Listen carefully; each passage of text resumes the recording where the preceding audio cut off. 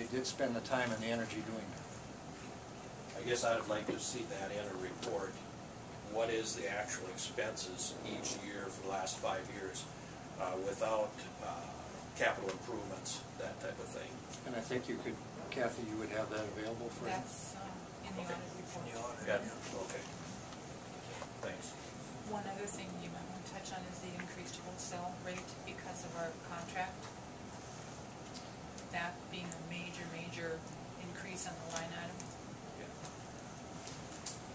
Yeah, there's only one reason why we increase our rates, and that's because they keep charging us more. And we have to buy it and we're reselling. So and even now,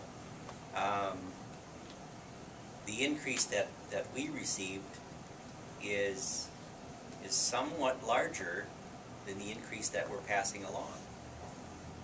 We're trying our best to minimize the damage to the end user, trying to run it as lean as we can at this point, but there may still be opportunities to run it leaner. We'll keep looking. But again, that's why I brought up these other communities. And I don't know whether they're making any money on their utilities or not. But the point is, we've gone from the lowest to the highest and going higher. So there's something in that somewhere that I'm missing. A part of it is we had such a favorable contract prior to when did that contract run out? 2006. 2006. That's when we went with Triton. Well, whenever it was back about then. We had such a favorable contract, but that contract ended, and now we're with Tri-County, and their increase was limited by the contract for 3 years. First 3 years. The first 3 years, and then they can just send us whatever kind of bill they want now.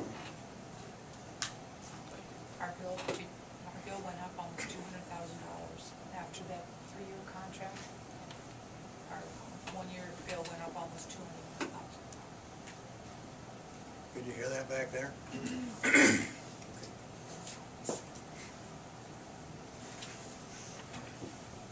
Could you repeat that then? Oh yeah. Repeat that for them. Oh, our billing from Tri-County went up like $200,000 in 1 year after the limited period on the contract was over. So we got to pay them that $200,000, and we've got to get it from somewhere. Mr. Mayor, the council, well, we'd like to maybe deflect the reasons. They have reasons why their costs have risen too, and having gone to these meetings, I mean, they are under just as much pressure and tension as we are here. And they certainly empathize and would like to keep it lower. I don't think they do it callously by any means. But when you hear the costs and the picture of regulation that they face, and what, just to get electricity in a different, for example, now everybody's talking, well, we should go back to nuclear. And they say that'll take the year 2022 before we could even vision that happening. And they would acknowledge it could be done cheaper. But there's that much regulation and delay time. So unfortunately, I don't come back from any of those meetings feeling like there's a lot of hope. There's just more bad news on top of bad news. I didn't mean to imply that we're getting ripped off here. I mean, they have to pass their costs along to their customers, and we're one of them. And they do work to keep it down. I mean, I sincerely think they do. So